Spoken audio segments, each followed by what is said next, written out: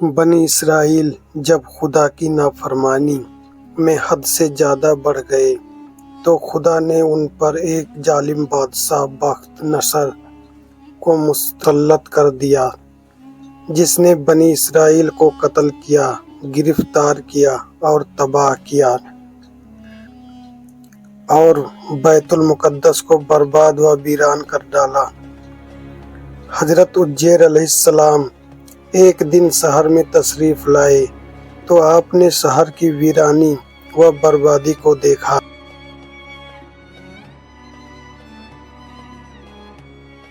اللہ اس شہر کی موت کے بعد اسے پھر کیسے زندہ فرمائے گا؟ آپ ایک دراز گوشت پر سوار تھے اور آپ کے پاس ایک برتن کھجور اور ایک پیالہ انگور کے رام کا تھا۔ آپ نے اپنے درگوشت کو ایک درخت سے باندھا اور اس کے نیچے آپ سو گئے۔ جب سو گئے تو خدا نے اسی حالت میں آپ کی روح قبض کر لی اور گدھا بھی مر گیا۔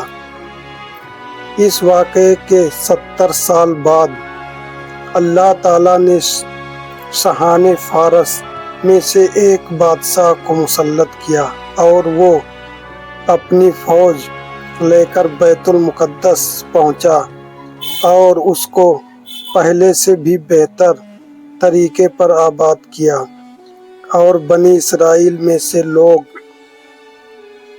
باقی رہ گئے تھے۔ خدا تعالیٰ انہیں پھر یہاں لایا اور وہ بیت المقدس اور اس کے ناگواں میں آباد ہوئے اور ان کی تعداد بڑھتی رہی۔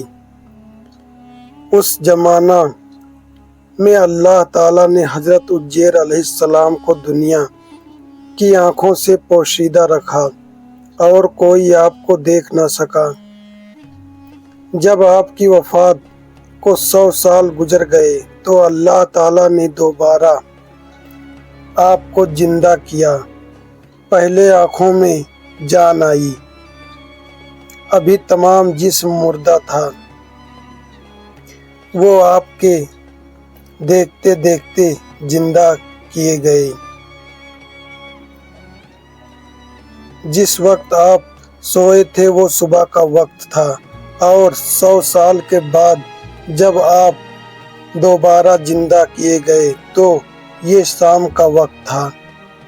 خدا نے پوچھا، اے عزیر، تم یہاں کتنے دن ٹھہرے؟ آپ نے فرمایا، انداز سے عرض کیا کہ 1 دن یا کچھ کم۔ آپ کا خیال یہ ہوا کہ یہ اسی دن کی شام ہے جس کی صبح سوئے گئے تھے۔ خدا نے فرمایا، بلکہ تم نے 100 برس ٹھہرے ہو۔ آپ نے کھانے اور پینے یعنی کھجور اور انگور کے رس کو دیکھیے، وہ ویسے ہی ہیں، اس میں بدبو نہیں آئی، اور آپ نے گدھے کو بھی ذرا دیکھیے۔ آپ نے دیکھا تو وہ مرا ہوا اور گل چکا تھا۔ آج اس کے بکھرے ہوئے اور ہڈیاں سفید چمک رہی تھیں۔ آپ کی نگاہ کے سامنے اللہ نے اس گدھے کو زندہ فرمایا۔ پہلے اس کے اعضاء جمع ہوئے اور اپنے اپنے موقع پر آئے۔ ہڈیوں پر گوشت چڑھا، گوشت پر کھال آئی، بال نکلے، پھر اس میں روح آئی، اور آپ کے دیکھتے دیکھتے ہی وہ اٹھ کر کھڑا ہوا اور آواز کرنے لگا۔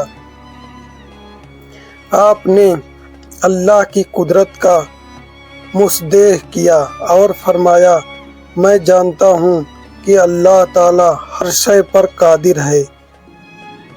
پھر آپ اپنی سواری پر سوار ہو کر اپنے محلے میں تشریف لائے۔ آپ کو کوئی پہچانتا نہ تھا۔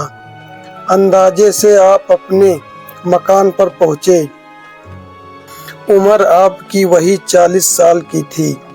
ایک ضعیف بڑھیا ملی جس کے پاؤں رہ گئے تھے اور نابینا تھی۔ وہ آپ کے گھر کی باندھی تھی اور اس نے آپ کو دیکھا تھا۔ آپ نے اس سے پوچھا کہ یہ اجیر کا مکان ہے؟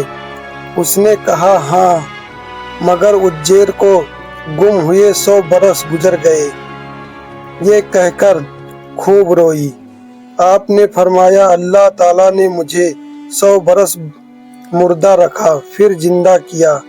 بڑھیا بولی اجیر علیہ السلام جو دعا کرتے تھے قبول ہو جایا کرتی تھی۔ آپ اگر اجیر ہیں تو دعا کیجیے کہ میں بینا ہو جاؤں تاکہ میں اپنی آنکھوں سے آپ کو دیکھوں۔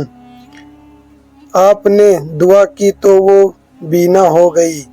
پھر اس کا ہاتھ پکڑ کر فرمایا خدا کے حکم سے اٹھ۔ یہ فرماتے ہی اس کے مرے ہوئے پاؤں بھی درست ہو گئے۔ اس نے آپ کو دیکھ کر پہچانا اور کہا میں گواہی دیتی ہوں کہ آپ بے شک اجیر ہی ہیں۔ پھر وہ آپ کو محلے میں لے گئی۔ وہاں ایک مجلس میں آپ کے فرزند تھے۔ ان کی عمر 118 سال کی ہو چکی تھی اور آپ کے پوتے بھی تھے جو بوڑھے ہو چکے تھے۔ بڑھیا نے مجلس میں پکارا یہ حضرت اجیر تشریف لائے ہیں۔ اہل مجلس نے اس بات کو جھٹلایا۔ اس نے کہا مجھے دیکھو میں آپ کی دعا سے بالکل تندرست اور بینا ہو گئی ہوں۔ لوگ اٹھے اور آپ کے پاس آئے۔ آپ کے فرزند نے کہا شانوں کے درمیان سیاہ بالوں کا ایک حلہ تھا۔ جسم مبارک کھول کر دیکھا گیا تو وہ موجود تھا اور اسی طرح سب لوگوں نے یقین کیا۔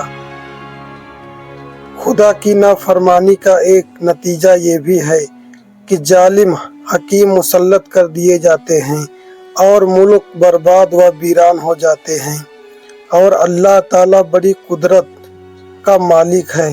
وہ جو چاہے کر سکتا ہے اور ایک دن اسے سب کو دوبارہ زندہ کر کے اپنے حضور بلانا ہے اور حساب لینا ہے۔